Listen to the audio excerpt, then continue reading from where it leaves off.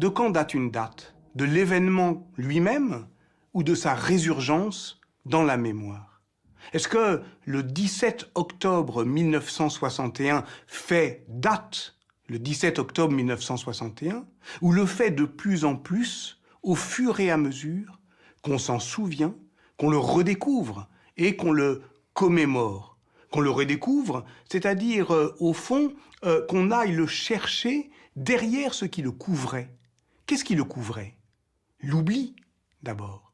Un oubli volontaire, on va le voir. Un mensonge d'État. Mais aussi d'autres souvenirs qui venaient, en somme, faire obstacle. Le souvenir de la sanglante répression qui eut lieu le 17 octobre 61 à l'issue d'une manifestation à Paris fut longtemps occulté par celui plus vivace ou mieux entretenu du 8 février 62. Cet événement, lui, a un nom, Charonne, qui l'identifie à un lieu, la station de métro, et à un nombre de victimes, 9, toutes identifiées, toutes françaises. Et tout cela manque au 17 octobre 61. Mais nous vivons aujourd'hui une inversion des mémoires. Ce qui était caché revient devant nos propres hantises. La première reconnaissance officielle du 17 octobre 61 eut lieu 40 ans plus tard à l'initiative du maire de Paris, Bertrand Delanoë, qui fit poser une plaque pour commémorer l'événement. Après plusieurs actes de vandalisme, cette plaque a été remplacée par une stèle, posée en 2019 au même endroit, sur le quai Saint-Michel. On peut y lire ceci. À la mémoire des nombreux Algériens tués lors de la sanglante répression de la manifestation pacifique du 17 octobre 1961. Chaque mot compte ici. Les mots qui sont dits et ceux qui manquent, ceux qui sont tus, ceux qu'on n'ose pas dire. À la mémoire des nombreux Algériens. Qui sont-ils? Combien sont morts? On n'en saura pas plus. Ce flou, cette incertitude font disparaître avec eux les corps et les noms. Mais ils rendent également impossible la dénomination, le souvenir, et partant, la justice.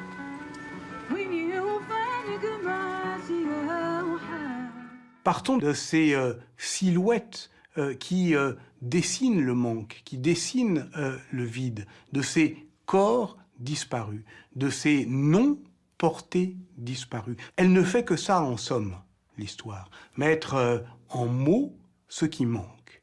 Et ce qui manque, là, c'est évidemment le nom des victimes, sont les corps des victimes, c'est la compréhension de ce qui s'est passé ce jour. Car de quel événement parle-t-on? Ce qui fait date le 17 octobre 61, c'est d'abord une impressionnante manifestation. À l'appel du FLN, qui mène la lutte pour l'indépendance de l'Algérie, 20 à 30 000 FMA, des Français musulmans d'Algérie, comme on les appelle alors, investissent la capitale pour protester contre l'instauration du couvre-feu imposé de manière discriminatoire et sans base légale aux seuls Algériens depuis le 5 octobre. En quelques heures, 12 000 personnes sont interpellées. Cette immense rafle, organisée par le préfet de police Maurice Papon, est suivie de très brutales exactions. C'est la répression d'État la plus violente qu'a jamais provoqué une manifestation en Europe depuis la fin de la Seconde Guerre mondiale. Je ne sais même pas comment le nommer. Est-ce un massacre? Est-ce une ratonnade? Est-ce un pogrom, comme le dira immédiatement l'historien Pierre Vidal-Naquet, qui s'était engagé contre la torture en Algérie? La difficulté à nommer, la difficulté à dénombrer, dit déjà l'instabilité du souvenir. L'État annonce 3 victimes, bientôt 5. C'est un mensonge. Il y a eu beaucoup de morts. Combien? On ne le sait pas. Sans doute plusieurs dizaines le soir du 17 octobre. Et qui sont ces victimes sans nom, sans corps et sans visage? Des Algériens, dit la stèle commémorative de 2019. Des Algériens, disait déjà le porte-parole du gouvernement en 1961. Mais il ne l'était pas encore. Ces Algériens étaient français. En 1961, même si plus personne ne croit en cette fiction juridique, l'Algérie, c'est la France. Alors, comment les nommer? C'est toute la difficulté. Ce trouble dans la dénomination, algérien, travailleurs musulmans d'Algérie, nord-africains, il dit au fond l'incertitude, l'instabilité de leur statut. Or, c'est très exactement de cela dont il s'agit. C'est contre cela qu'ils vont manifester le 17 octobre 1961. Tout commence donc par un communiqué de la préfecture de police le 5 octobre. Il est conseillé de la façon la plus pressante aux travailleurs algériens de ne pas circuler la nuit dans les rues de Paris et de la banlieue de 20h30 à 5h30 du matin. C'est pour braver cette mesure d'interdiction illégale et discriminatoire que la Fédération de France du FLN décide de marquer un grand coup. La riposte doit se dérouler en 3 temps sur 3 jours. Le 17, marche dans Paris pour boycotter le couvre-feu. Le 18, grève des commerçants. Et le 19, manifestation des Algériennes et de leurs enfants, qui aura finalement lieu le 20 octobre. D'abord, c'est un coup de force pour une organisation qui est considérée comme une organisation terroriste, d'organiser une manifestation pacifique, de l'organiser face au monde, c'est-à-dire de rendre visible ce qu'on ne veut pas voir. Fondamentalement, le 17 octobre, c'est cela. C'est le fait qu'un groupe social qu'on ne voyait pas, qu'on ne voulait pas voir, s'est rendu visible au cœur de Paris. Et ça, c'est vu. Et ça a choqué l'opinion. Mais qui sont-ils, ceux que De Gaulle appelle alors la masse étrangère? Au début des années 60, ils sont entre 300 et 400 000 en métropole. Ce sont des hommes, à 90%, pour l'essentiel des travailleurs journaliers ou à la tâche. Ils vivent dans une très grande précarité, relégués aux marges de l'espace urbain, habitant dans des garnis ou des bidonvilles. Traités par les autorités comme une population indigente, ils sont le plus souvent ignorés par l'ensemble de la société. Et le 17 octobre, lorsqu'ils viennent défiler dans la capitale, c'est pour se montrer, rendre manifeste leur présence au cœur de l'espace public. Ce ne sont donc ni des étrangers, ni des immigrés. Pour le comprendre, il faut revenir plus d'un siècle en arrière. Au moment de la conquête de l'Algérie par la France à partir de 1830, la question de la nationalité ne se pose pas. Les Algériens, qui vont devenir des sujets de l'Empire, en sont privés. Mais à partir de 1865, la question des appartenances nationales évolue et ils deviennent juridiquement français, sans pour autant être citoyens. Ils ne relèvent pas du droit civil, mais d'un droit dit musulman. On les appellera les Français musulmans d'Algérie. Ils sont supposés bénéficier de l'égalité des droits, notamment en matière politique, mais restent des citoyens diminués. Et c'est toute l'incongruité de leur situation juridique. Au départ, c'est ça. C'est la démarche pacifique mais puissante d'Algériens qui vont se promener sur les grands boulevards, sur les Champs-Élysées, sur le boulevard Saint-Michel, devant le cinéma du Grand Rex, pour justement occuper tous ces lieux où, évidemment, on leur interdit expressément depuis le 5 octobre et le couvre-feu de venir en petits groupes, mais où même, en réalité, ils sont depuis très longtemps indésirables. On sait que les contextes de sortie de guerre sont souvent des moments de grande violence, chaque protagoniste voulant arriver en position de force aux négociations. C'est le cas en 61. La guerre a commencé le 1er novembre 54, à un moment où pour une grande partie du champ politique français, l'idée de l'indépendance de l'Algérie est une chimère. En 58, l'arrivée au pouvoir de De Gaulle marque un tournant. Dès 59, il se prononce pour l'autodétermination de l'Algérie. Désormais, ce qui est en jeu, ce sont les conditions de cette indépendance que chacun sait inéluctables. En juin 1960, s'ouvrent des négociations à Melun. Le Premier ministre Michel Debré et une partie du gouvernement sont opposés à l'indépendance et refusent de placer l'Algérie sous ce qu'ils appellent le joug du FLN. De Gaulle, au contraire, a compris que le FLN est désormais un interlocuteur inévitable, raison de plus pour l'affaiblir. Mais le FLN lui-même, il est clivé. Il y a effectivement une partie des militants de l'indépendance algérienne qui veulent surtout utiliser la métropole comme base arrière, territoriale, fiscale du combat qui doit se mener en Algérie. Mais il y a une autre partie qui refuse de rester l'arme au pied et qui veut porter le fer dans la métropole coloniale.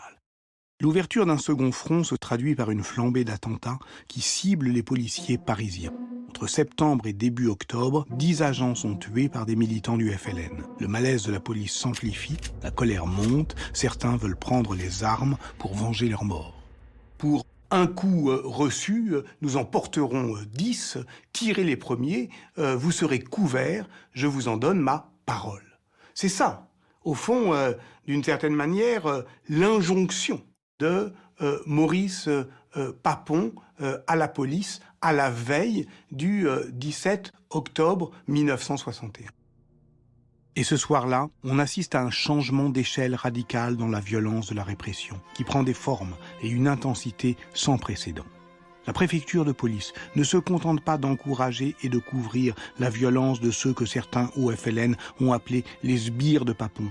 Elle les incite à élever le niveau de la violence sur une foule désarmée. Coups de crosse, tabassage, tirs au pistolet mitrailleur. En quelques heures, 11 578 personnes sont arrêtées, soit la moitié du cortège des manifestants. Les Algériens obéissent à la consigne du FLN, ils ne résistent pas. Il n'y a pas d'affrontement, aucun blessé chez les policiers. D'Aubervilliers, Nanterre, Saint-Denis, Colombes ou Courbevoie, ce 17 octobre, les Algériens sont venus pour protester contre le couvre-feu et pour afficher leur soutien à l'indépendance de l'Algérie. On a mis l'habit du dimanche. Il n'y a ni banderole, ni drapeau, ni rien du répertoire symbolique des défilés ouvriers. Non, on a juste prévu de se rassembler dans des quartiers où l'on va rarement, les grands boulevards, la Concorde, l'Étoile, le quartier latin. Pour contrer les différents rassemblements, la préfecture déploie un vaste dispositif. Près de 2000 policiers, assistés de CRS et de la force auxiliaire de police. Les premiers coups de feu éclatent. Pont de Neuilly, 2 Algériens sont tués.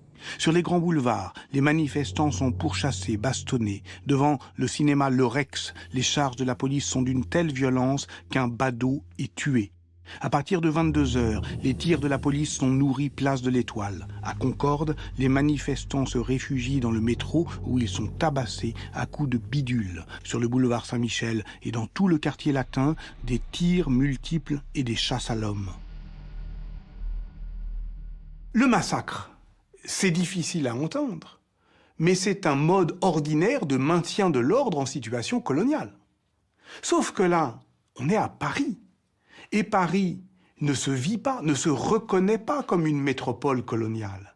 Elle le devient au vu et au su du monde. Et ça, évidemment, ça change tout. Ça change tout, mais pas tout de suite.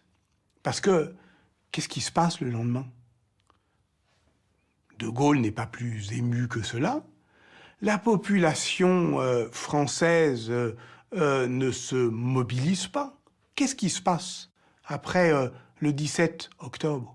Le massacre continue. Dès le lendemain et dans les jours qui suivent, des corps sont repêchés dans la Seine. Des cadavres sont retrouvés en état de décomposition plus ou moins avancée. Ces corps ont été précipités dans le fleuve vivant ou déjà mort depuis le pont Saint-Michel, mais aussi dans le bassin de l'Arsenal, à Saint-Denis ou à Aubervilliers.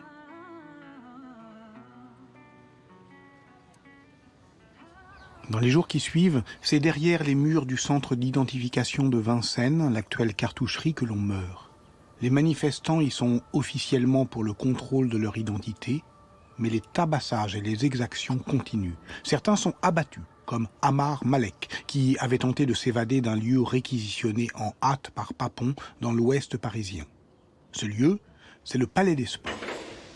Dans la nuit du 17, plus de 6000 manifestants y sont conduits par des centaines de cars de police et de bus de la RATP réquisitionnés pour l'occasion.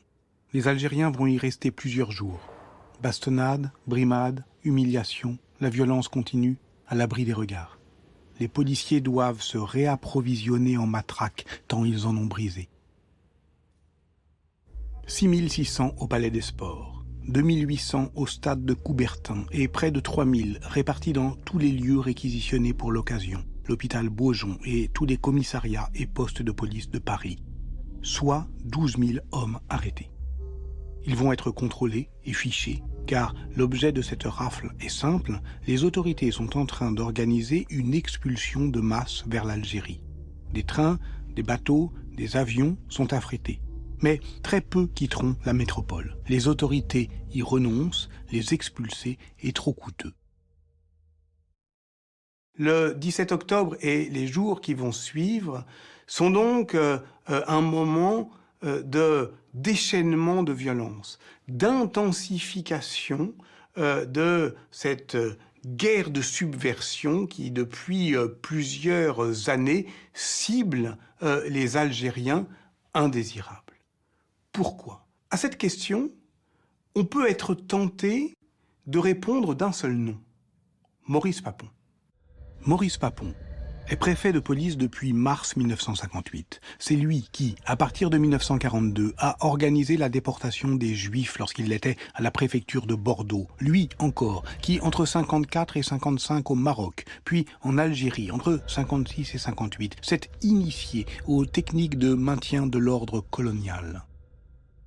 La trajectoire de ce fonctionnaire de l'État français, Maurice Papon, qui est encore ministre en 1981, ministre du budget de Valéry Giscard d'Estaing en 1981.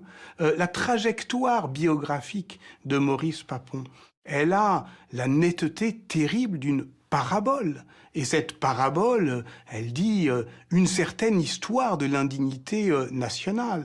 Et c'est presque irrésistible de ramener toute cette histoire à ce système Papon.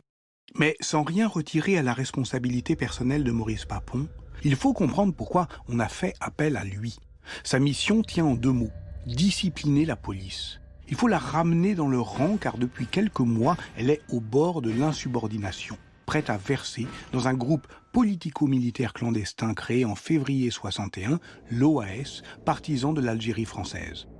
L'OAS multiplie les attentats depuis la fin de l'été. Pour De Gaulle, qui a échappé à une tentative d'assassinat le 8 septembre à Pont-de-Seine, l'OAS est devenu le principal ennemi. Et ce furent les Algériens qui, à Paris, en payèrent le prix. Et c'est cela qui est, au fond, vertigineux. C'est que ce qu'on va appeler la guerre d'Algérie est une guerre qui ne dit pas son nom, est une guerre qui n'a jamais été déclarée, mais qui porte la subversion au cœur de la République. Mais comment on fait en République pour faire disparaître des corps?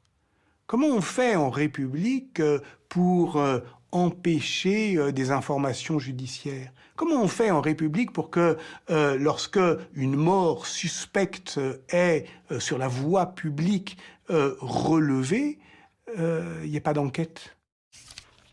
Retrouvons l'historien Emmanuel Blanchard aux archives de Paris, compulsant les registres d'informations judiciaires à la recherche de ces morts portés disparus.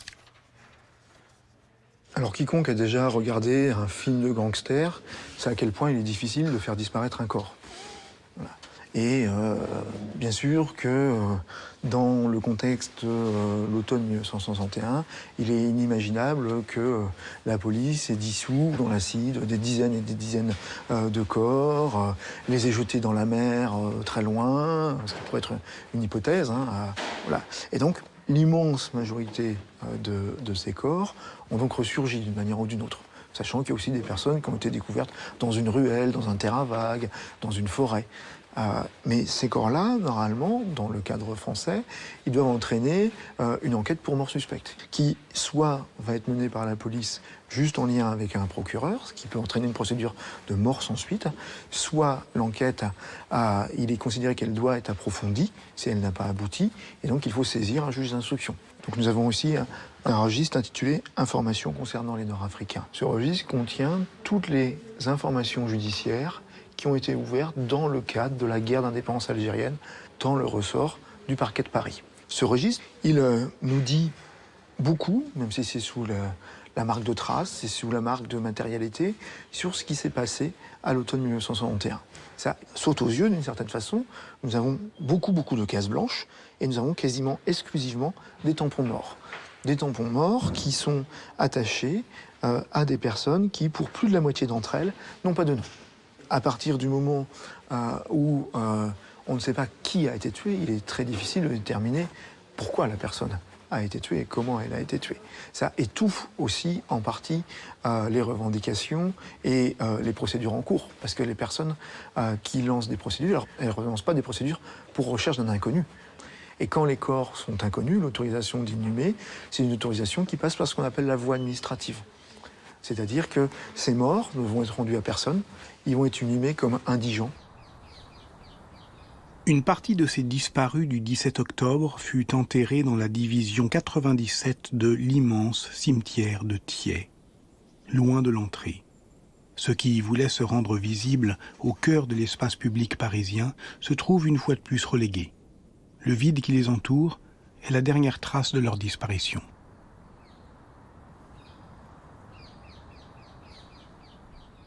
L'oubli, c'est peut-être le mot-clé de cette histoire. L'oubli. Mais l'oubli ne se décrète pas, mais le déni n'est pas seulement l'ombre projetée du mensonge d'État sur la mémoire, c'est beaucoup plus profond, c'est beaucoup plus social. L'oubli du 17 octobre 1961, c'est celui de la société française tout entière. On veut tourner la page. On veut danser et écouter Ray Charles. Son concert doit avoir lieu le 20 octobre au Palais des Sports. Mais on se demande s'il va bien pouvoir avoir lieu. La salle affiche complet, mais il faut évacuer en urgence les 6 000 Algériens qui y sont détenus depuis la rafle du 17 et les transférer au parc des expositions tout proche. Tout sera fait en temps et en heure pour laisser place à la musique et à la jeunesse des 60s. Et pendant ce temps-là, dans le monde, on parle du 17 octobre 61. C'est un événement de portée mondiale. Il fait la une du New York Times les 18, 19 et 20 octobre.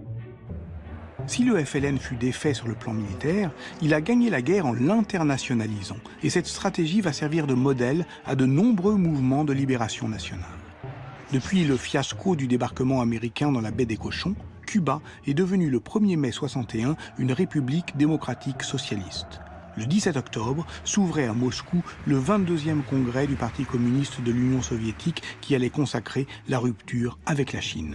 Un mois avant, Tito, Nasser et Nehru se retrouvent à la conférence des non-alignés de Belgrade.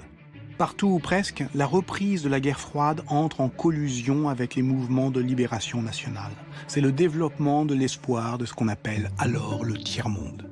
En France, on veut très vite tourner la page algérienne, mais certaines dates vont créer les conditions du retour de l'événement dans la mémoire nationale. En 83, la grande marche pour l'égalité et contre le racisme, dite la marche des beurs. Puis en 1984 paraît Meurtre pour mémoire de Didier Deninx. En 91, le livre de l'historien Jean-Luc Hénody, La bataille de Paris, est le premier à avoir un écho au-delà des cercles militants. En 97, s'ouvre le procès Papon, et c'est alors Vichy qui ravive la mémoire de la guerre d'Algérie. C'est au milieu des années 80 que paraît, dans le journal L'Humanité, le cliché d'un graffiti qui se déploie comme une banderole sur une dizaine de mètres, comme une scène muette et dépeuplée. Ce sont des mots, il n'y a pas de corps, il n'y a qu'une dénonciation. Ici, on noie les Algériens. Il a été réalisé quelques semaines après le 17 octobre, près des Beaux-Arts, par des militants situationnistes qui voulaient dénoncer les événements, mais également la société de consommation et l'aveuglement qu'elle induit. Ici, on rase gratis, devient ici, on noie les Algériens. Pris en photo à la sauvette par un ébéniste journaliste bénévole des jeunesses communistes, ce graffiti est devenu l'icône politique de l'événement. Au point qu'il revient aujourd'hui, mais transformé. Récemment et furtivement, sur les quais Saint-Michel, on a pu en lire une version qui, dans ses transformations, trahit aussi les avatars de la mémoire. Ici, la France a noyé des Algériens et des Algériennes. On est au passé, mais c'est un passé réactualisé par l'écriture inclusive. Et ce n'est plus « on », c'est une autre généralisation vague, la France. Cette culpabilisation collective de 2019 dit beaucoup. Elle dit surtout la volonté aujourd'hui d'y voir désormais non pas seulement un mensonge d'État, mais une histoire française. Est-ce que, parce que cette histoire est si présente, si douloureuse, si active dans notre mémoire nationale au point d'en faire l'entaille, elle dérogerait aux règles de la méthode de l'histoire tout court. Mais pas du tout. L'oubli laisse des traces. Et ces traces, c'est aux historiennes et aux historiens de les relever.